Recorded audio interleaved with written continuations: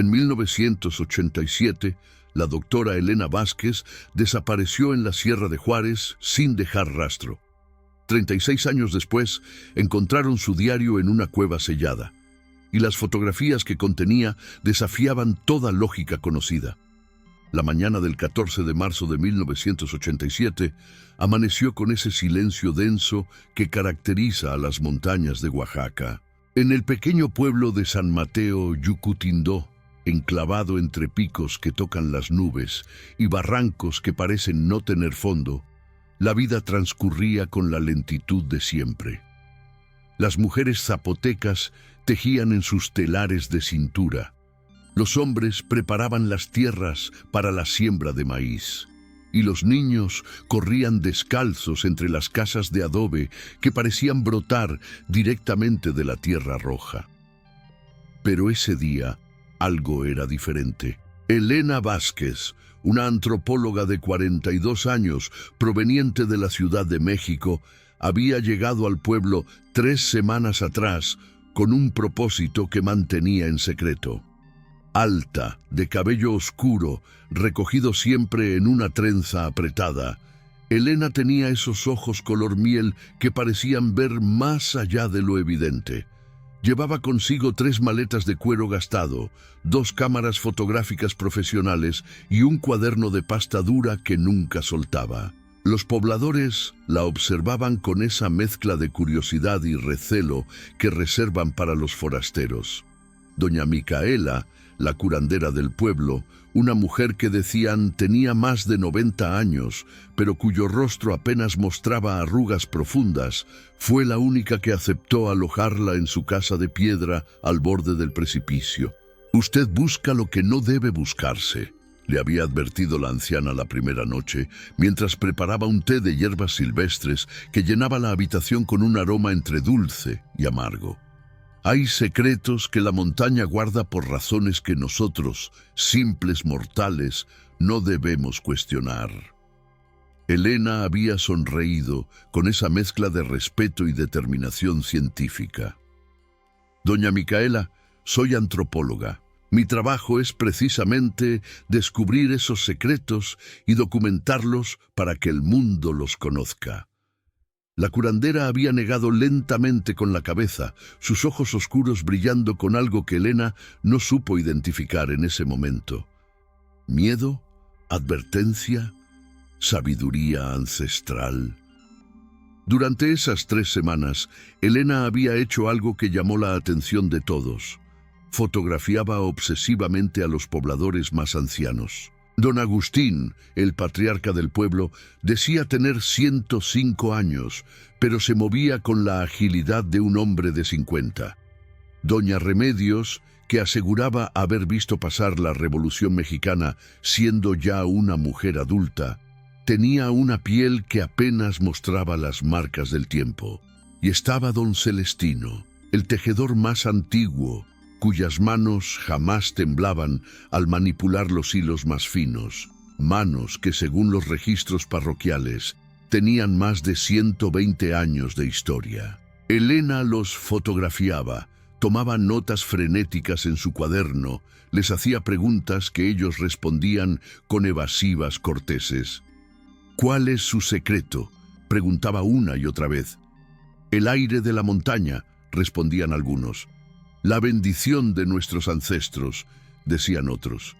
«El agua de los manantiales sagrados», susurraban los más viejos. Pero en sus ojos, Elena detectaba algo más, un pacto de silencio, un acuerdo tácito de no revelar algo que todos sabían, pero nadie pronunciaba.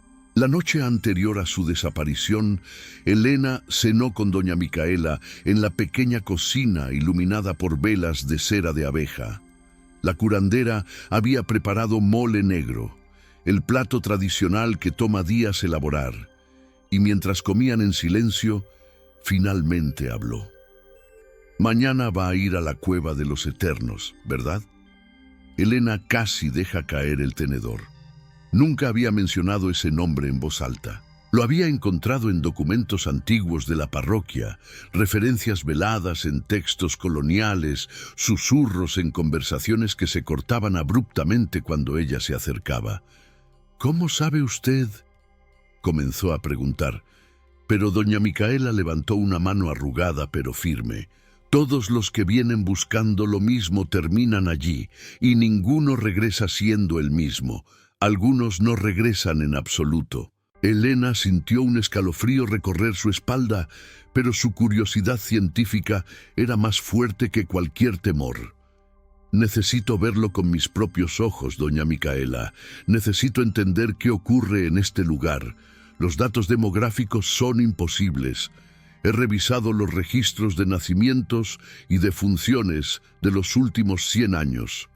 La tasa de mortalidad en San Mateo Yucutindó es un 40% inferior a cualquier otro pueblo de la región, y la longevidad promedio es estadísticamente imposible».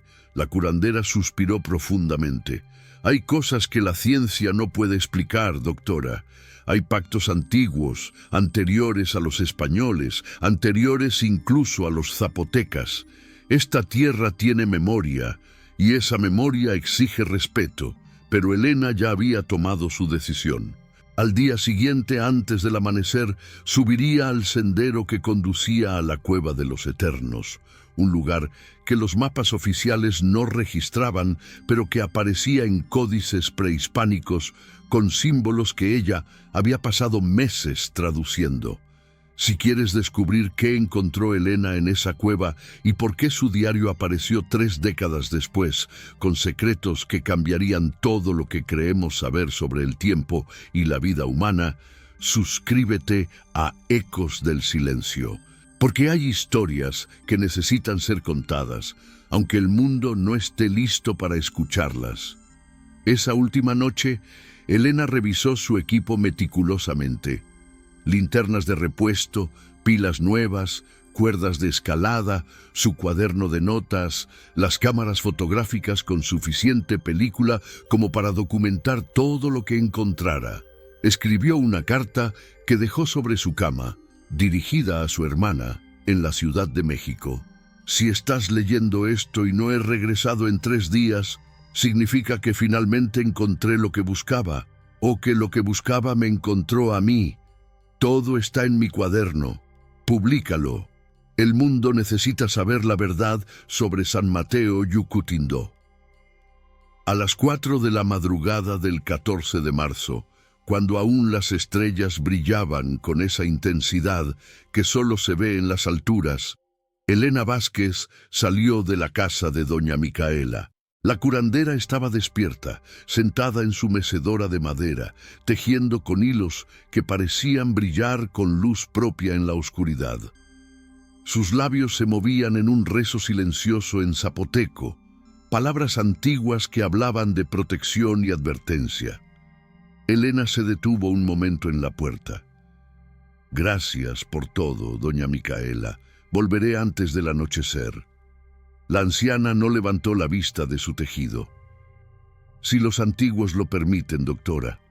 Si los antiguos lo permiten». El sendero hacia la cueva era empinado y traicionero, serpenteando entre pinos enormes y rocas cubiertas de musgo que brillaba con un verde casi fosforescente en la penumbra del amanecer. Elena caminaba con paso firme, su mochila pesada en la espalda, su respiración formando pequeñas nubes en el aire frío de la montaña. Cada paso la alejaba más del pueblo, cada metro la acercaba más al secreto que había venido a descubrir. La Sierra de Juárez es un laberinto vertical de montañas que se elevan como dedos de piedra hacia el cielo. En esa región, donde las nubes se enredan entre los picos y el viento cuenta historias en lenguas olvidadas, existe un fenómeno que los científicos han tratado de explicar durante décadas sin éxito. Los pobladores viven más tiempo, mucho más tiempo. Y no solo eso, envejecen de manera diferente, como si el reloj biológico que rige al resto de la humanidad se hubiera detenido en algún punto indefinido del pasado. San Mateo Yucutindó Fue fundado según los registros en 1521, justo después de la conquista española, pero las evidencias arqueológicas sugieren que el asentamiento es mucho más antiguo. Los zapotecas lo consideraban un lugar sagrado, un punto donde el velo entre los mundos se hacía más delgado.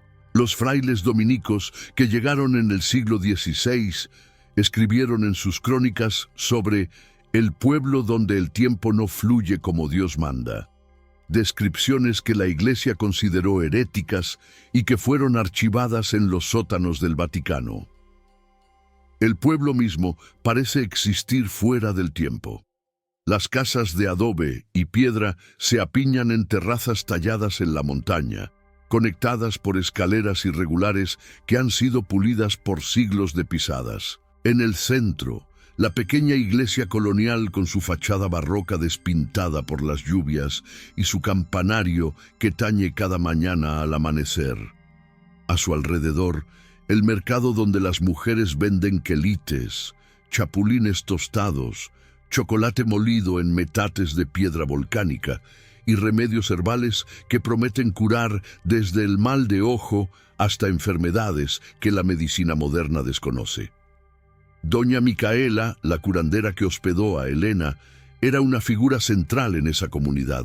Su casa, construida al borde de un precipicio que caía 300 metros hacia un valle cubierto de niebla perpetua, era un lugar de peregrinación constante.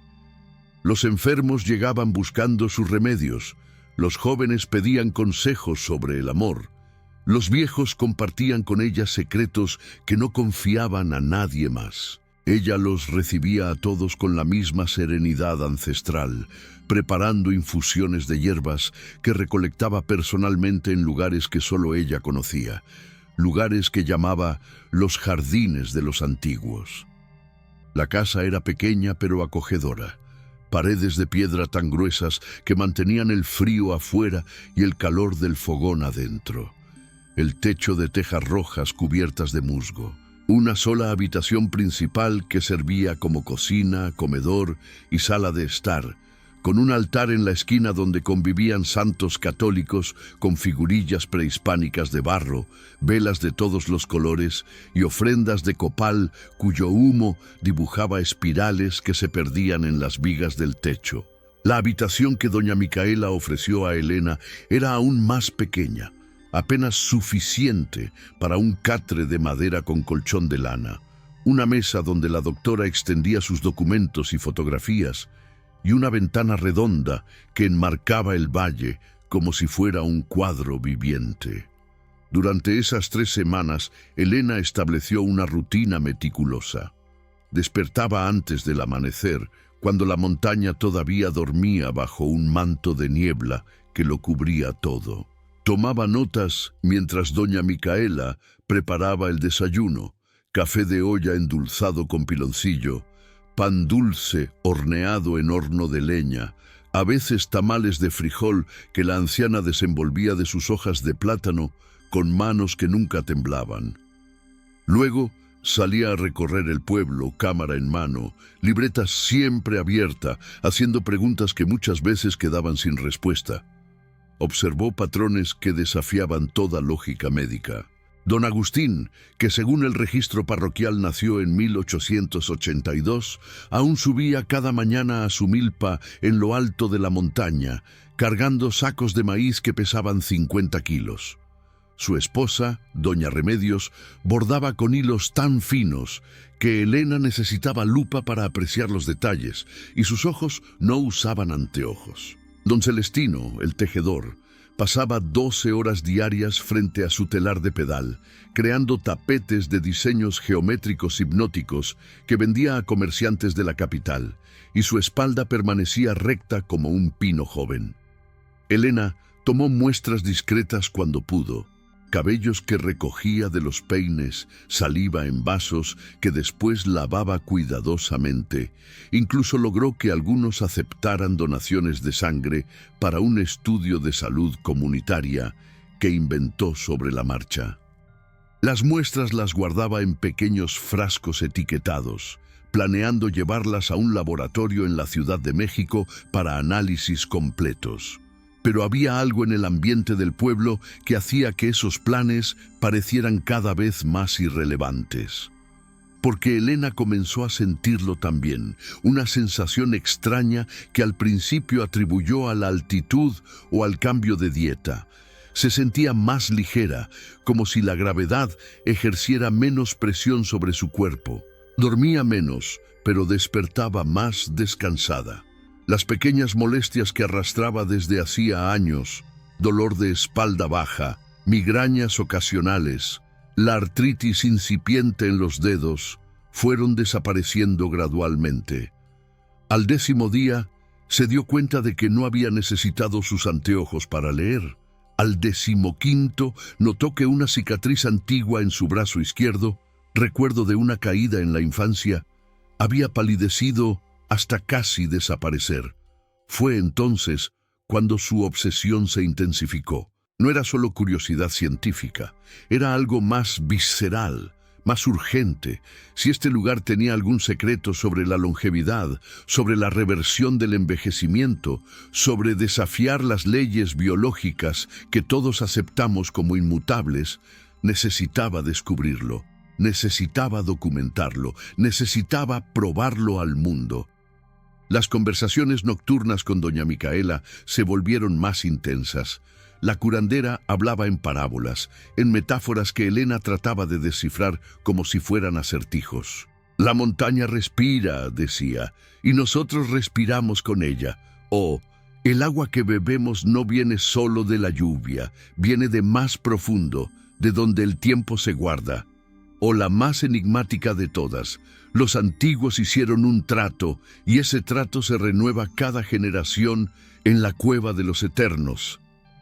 Elena presionaba por detalles, por especificaciones, por algo concreto que pudiera anotar en su cuaderno y analizar.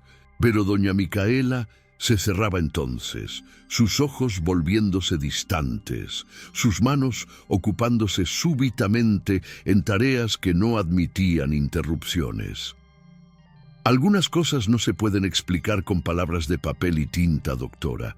Algunas cosas solo se pueden entender viviéndolas, y vivir algunas cosas tiene un precio. Fue don Celestino quien finalmente le dio la pista crucial. Una tarde, mientras Elena fotografiaba sus manos trabajando el telar, el anciano habló sin levantar la vista de los hilos. «Ella va a ir de todos modos», doña Micaela se lo dijo, «entonces mejor que vaya preparada». Dejó de tejer un momento, sus dedos quedando suspendidos sobre la urdimbre colorida. La cueva se abre solo en ciertos días, cuando la luna está en cuarto menguante y el sol toca exactamente el pico del Cerro del Jaguar al amanecer. Eso pasa 4 veces al año. La próxima vez es pasado mañana. Elena sintió su corazón acelerarse. «¿Me está diciendo que me llevará?» Don Celestino negó con la cabeza retomando su trabajo. «Nadie la llevará. El camino debe recorrerse solo, pero puedo decirle dónde empieza. El resto depende de si la montaña la acepta o la rechaza». Y entonces, con voz tan baja que Elena tuvo que inclinarse para escuchar, describió el sendero.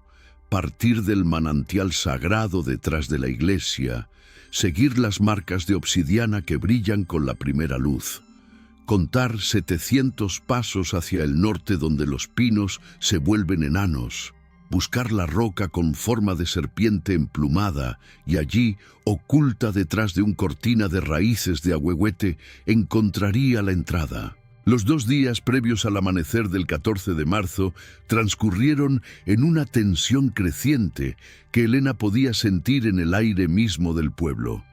Los pobladores la miraban de manera diferente ahora, como si supieran exactamente lo que planeaba hacer. Algunos desviaban la vista cuando se cruzaban en las calles empedradas.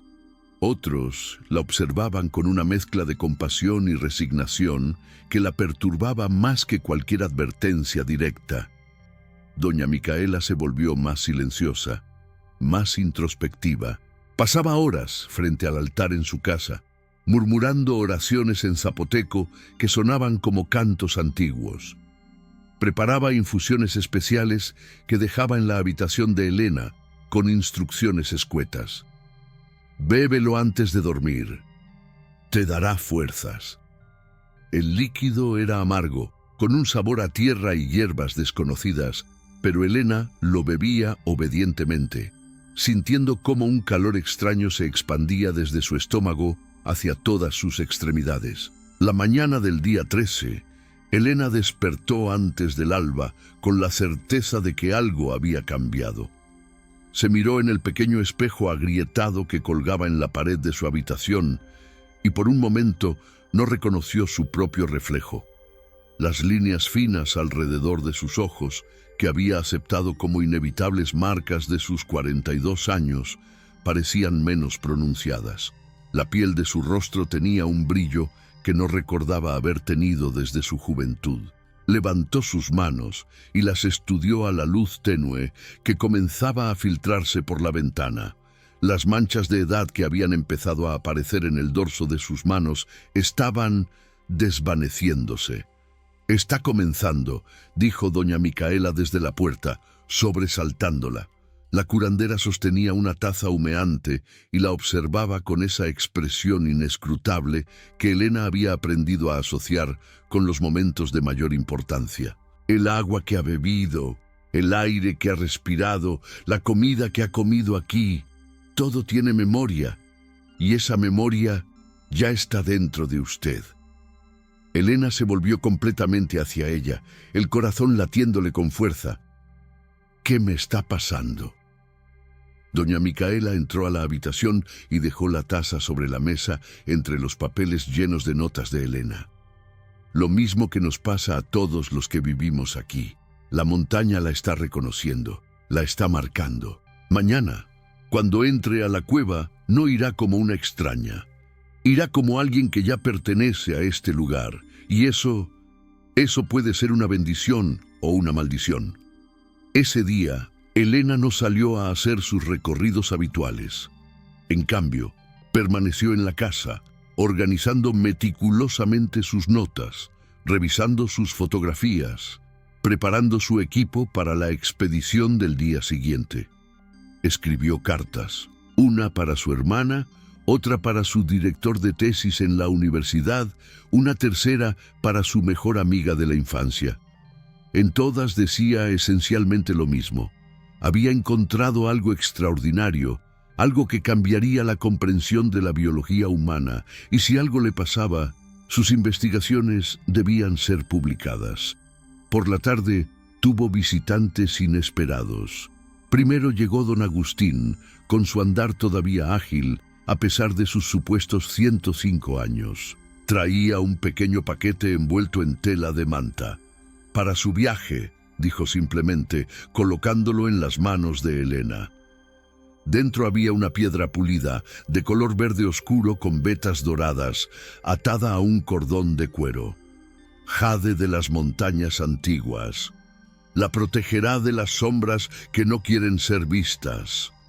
Elena quiso hacer preguntas, pero el anciano ya se retiraba, dejando solo el eco de sus pasos en las escaleras de piedra.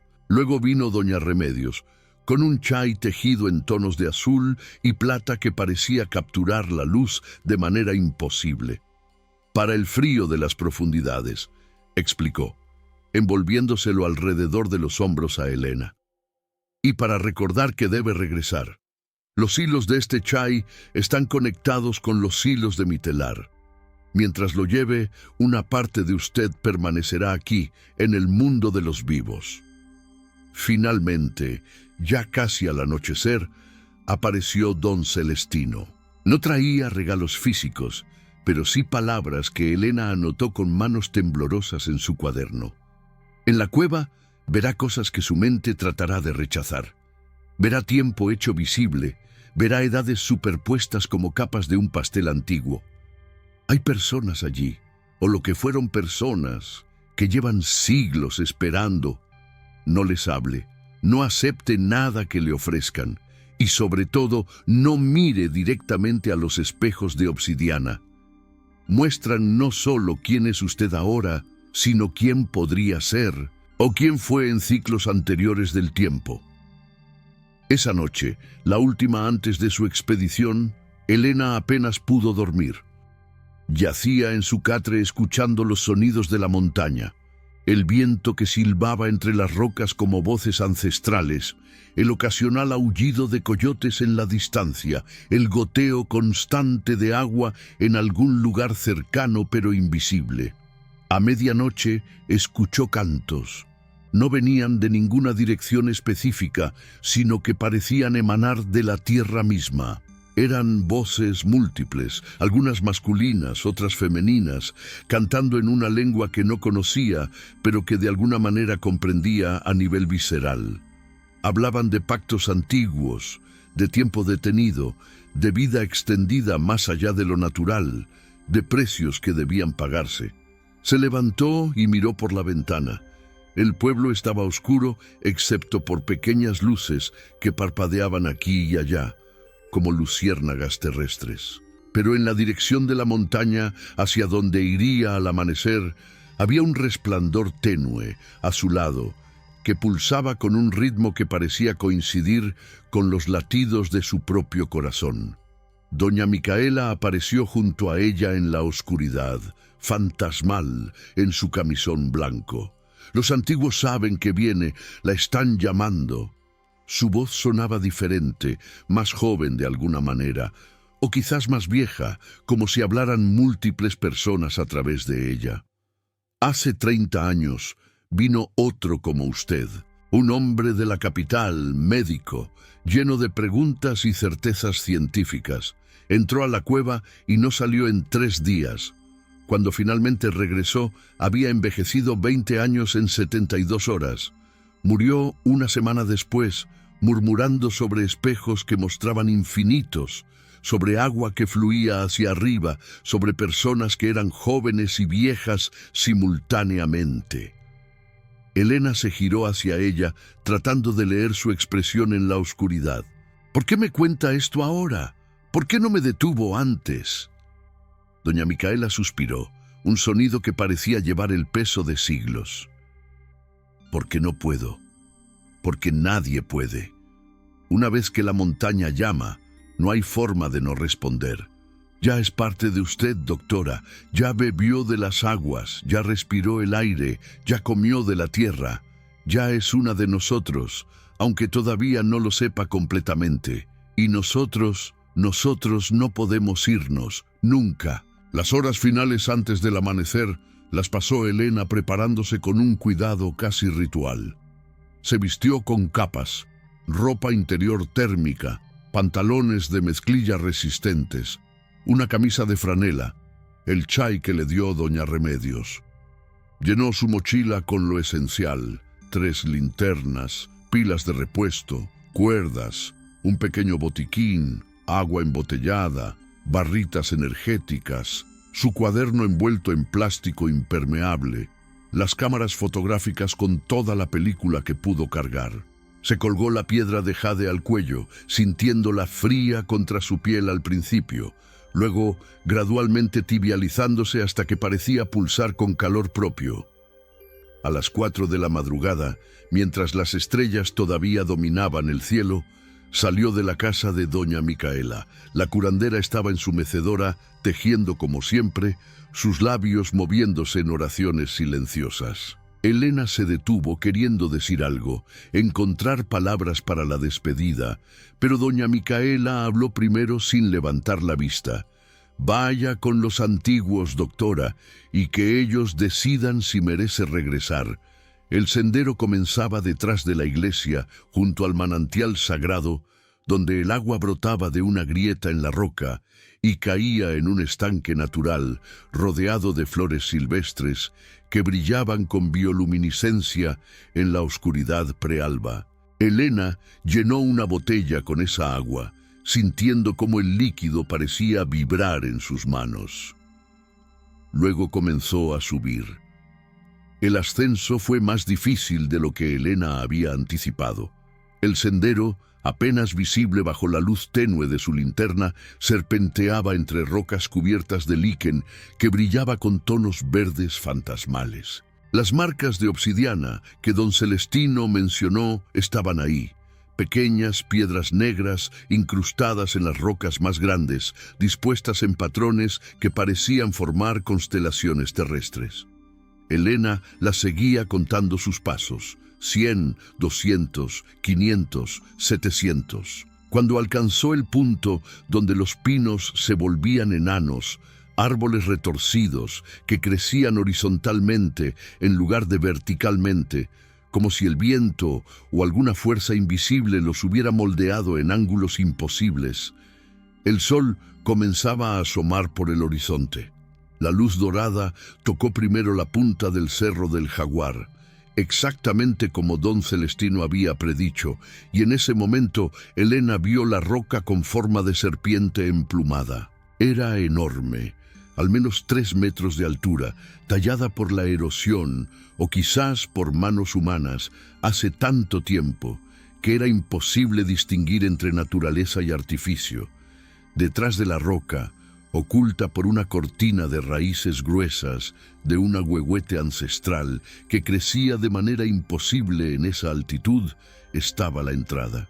No era una cueva convencional, sino más bien una fisura en la montaña, apenas lo suficientemente ancha para que una persona pasara de lado. Las raíces del ahuehuete colgaban como cortinas vivientes, y cuando Elena las apartó, sintió que vibraban bajo sus dedos, como si tuvieran pulso propio. La abertura exhalaba aire que olía a tierra antigua, a minerales, a algo más que Elena no podía identificar, pero que le recordaba al olor de las bibliotecas muy antiguas, ese aroma de conocimiento guardado durante siglos. Encendió su linterna más potente, revisó que su cuaderno estuviera seguro en la mochila impermeable, tocó la piedra de jade en su cuello como un talismán y entró. Los primeros metros fueron claustrofóbicos. Las paredes de roca se cerraban tan cerca que Elena tenía que avanzar de lado, su mochila rozando constantemente contra la piedra. Pero luego, abruptamente, el pasaje se abrió a una caverna que la dejó sin aliento. El techo se arqueaba a quizás 20 metros de altura, cubierto de estalactitas que brillaban con una luminiscencia azul pálida, como si estuvieran hechas no de mineral, sino de luz solidificada. Y el agua. Por todas partes había agua, pero agua que desafiaba la gravedad. Corrientes que fluían hacia arriba por las paredes, cascadas que caían en cámara lenta, gotas que quedaban suspendidas en el aire como joyas líquidas. Elena sacó una de sus cámaras y comenzó a fotografiar frenéticamente, aunque sabía que ninguna imagen podría capturar verdaderamente lo que estaba viendo. El sonido del agua era musical, casi como voces cantando en armonías complejas. En el centro de la caverna había un estanque perfectamente circular, tan negro que parecía un agujero hacia la nada. Elena se acercó con cautela, iluminándolo con su linterna, y se quedó paralizada. En la superficie del agua no veía su reflejo. En su lugar veía múltiples imágenes de sí misma. Una niña de 10 años, una joven de 20, ella misma como estaba ahora a los 42, y versiones futuras que iban envejeciendo progresivamente hasta mostrar a una anciana de cabello blanco y espalda encorvada. Todas las imágenes se movían independientemente, viviendo vidas paralelas en la superficie de ese espejo de agua imposible. Los espejos de obsidiana, susurró, recordando la advertencia de don Celestino. Apartó la vista con esfuerzo, sintiendo como si esos reflejos múltiples trataran de absorberla, de arrastrarla hacia dentro de ese agua negra donde el tiempo parecía existir todo simultáneamente. Rodeó el estanque y encontró otro pasaje, este descendiendo en espiral como una escalera tallada en la roca viva.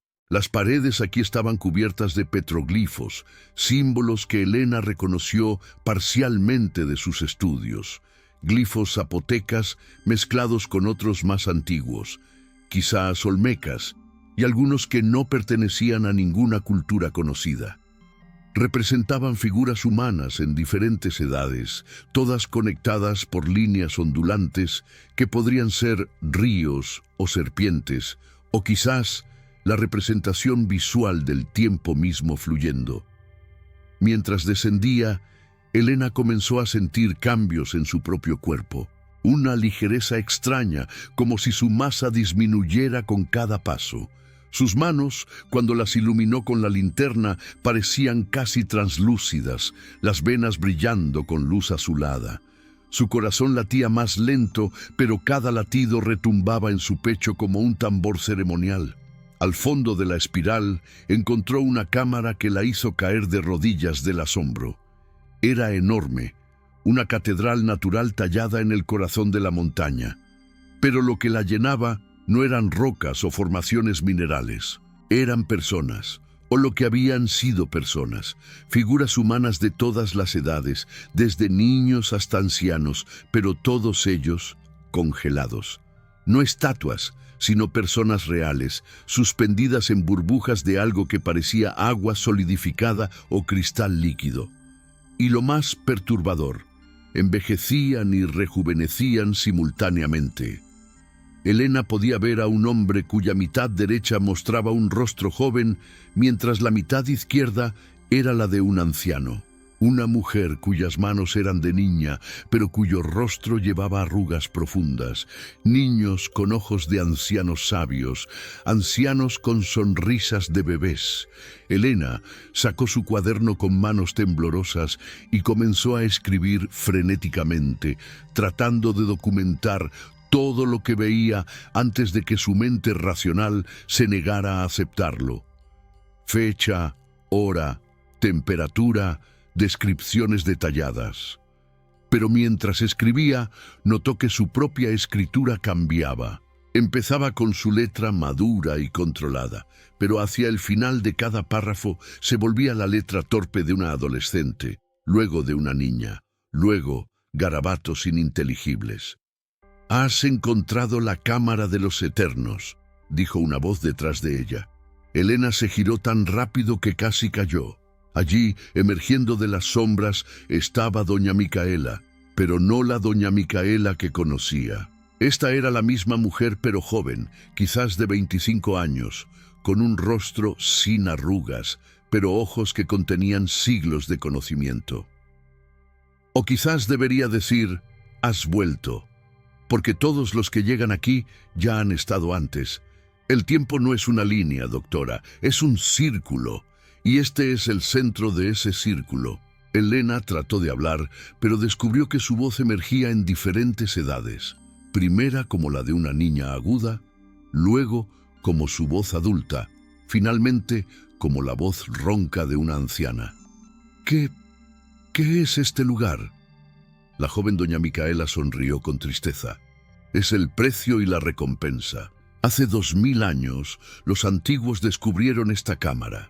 Aprendieron que bebiendo del agua aquí, comiendo de las plantas que crecen alimentadas por esta agua, respirando el aire que fluye desde estas profundidades, podían detener el envejecimiento. Pero nada es gratis. Para vivir más tiempo arriba, algunos deben quedarse aquí, existiendo en todos los tiempos simultáneamente, sirviendo como anclas que mantienen el pacto vivo». Elena miró nuevamente las figuras suspendidas. «¿Cuánto tiempo llevan aquí?». «Algunos desde antes de que los españoles llegaran, otros desde hace apenas décadas. Tú conociste a uno de ellos. El médico que vino hace 30 años. No murió una semana después, como te dije. Eligió quedarse. Está justo allí». Señaló a una de las figuras, y Elena reconoció vagamente un rostro que había visto en fotografías antiguas del pueblo. Cada generación uno debe elegir. Quedarse aquí para que los demás puedan seguir viviendo arriba con tiempo extendido. Es una ecuación simple. una vida suspendida en eternidad a cambio de 100 vidas con longevidad aumentada. Elena sintió pánico creciendo en su pecho. «Yo no quiero quedarme aquí». La joven doña Micaela, que también era la anciana doña Micaela, porque el tiempo aquí no funcionaba de manera lineal, asintió comprensivamente. «Lo sé, pero ahora que has visto, ahora que sabes, tienes que elegir. Puedes irte, volver al mundo, pero te llevarás el conocimiento y ese conocimiento te consumirá. O puedes tomar el lugar de otro, liberarlos para que vivan su vida final arriba, mientras tú te conviertes en el nuevo ancla». Elena retrocedió, su mente luchando por procesar. Pensó en todas las notas que había tomado, todas las fotografías, todas las pruebas. Pensó en la comunidad científica, en cómo este descubrimiento revolucionaría todo, pero también pensó en las figuras suspendidas existiendo en un limbo temporal para que otros pudieran vivir más tiempo. «Hay una tercera opción», susurró la voz múltiple de doña Micaela. «Olvida, bebe del estanque del olvido en la cámara anterior. Perderás todo recuerdo de este lugar, de estas semanas, de todo lo que descubriste. Volverás a la superficie siendo quien eras antes de llegar a San Mateo Yucutindó, y vivirás tu vida normal, con su duración normal, sin este conocimiento que pesa como una montaña en el alma». Elena cerró los ojos, lágrimas corriendo por su rostro que ahora fluctuaba entre edades mientras permanecía en esa cámara. En su mente, reprodujo todo el viaje, la curiosidad científica que la trajo aquí, los rostros de los pobladores que vivían siglos, la sensación de su propio cuerpo rejuveneciendo, el peso del conocimiento prohibido. Cuando abrió los ojos, ya había tomado su decisión. 36 años después, en 2023, un grupo de excursionistas encontró una mochila de cuero antiguo en una grieta de la montaña. Dentro había un cuaderno envuelto en plástico, cámaras fotográficas con películas sin revelar y una carta dirigida a una hermana que nunca fue enviada. Las fotografías, cuando fueron finalmente reveladas, mostraban imágenes imposibles. Agua fluyendo hacia arriba, personas existiendo en múltiples edades simultáneamente, cavernas que brillaban con luz propia. El cuaderno, lleno de notas científicas detalladas en una letra que cambiaba de página en página, como si múltiples personas lo hubieran escrito, terminaba abruptamente con una frase: «He elegido recordar. Que Dios me perdone, pero he elegido recordar». Nadie sabe qué pasó con la doctora Elena Vázquez. Los registros oficiales dicen que desapareció en la Sierra de Juárez en marzo de 1987. Su cuerpo nunca fue encontrado, pero los pobladores de San Mateo Yucutindó, cuando se les pregunta, solo sonríen con esa sonrisa enigmática de quienes guardan secretos antiguos. Y si visitas el pueblo hoy, si miras con suficiente atención, quizás veas a una mujer de edad indeterminada sentada en una mecedora, tejiendo con hilos que brillan como atrapan la luz, con ojos color miel que parecen ver más allá de lo evidente. Los lugareños la llaman Doña Elena. Dicen que ha estado allí desde siempre. Dicen que estará allí para siempre, porque en San Mateo Yucutindó el tiempo no fluye como en el resto del mundo, y aquellos que descubren por qué nunca vuelven a ser los mismos. ¿Tú qué crees? ¿Elena eligió quedarse anclada en la eternidad? ¿O bebió del olvido y vive ahora sin recordar? ¿O quizás encontró una cuarta opción que nunca sabremos? Si esta historia te hizo pensar, si te dejó con preguntas sin respuesta, compártela con alguien que también necesite saber que hay misterios en este mundo que la ciencia aún no puede explicar. Dale like a este video, suscríbete a Ecos del Silencio para más historias que desafían la realidad y activa la campanita porque el próximo caso que vamos a revelar involucra una isla donde nadie muere, pero tampoco nace. Hasta la próxima y recuerda, algunos secretos están ocultos por buenas razones.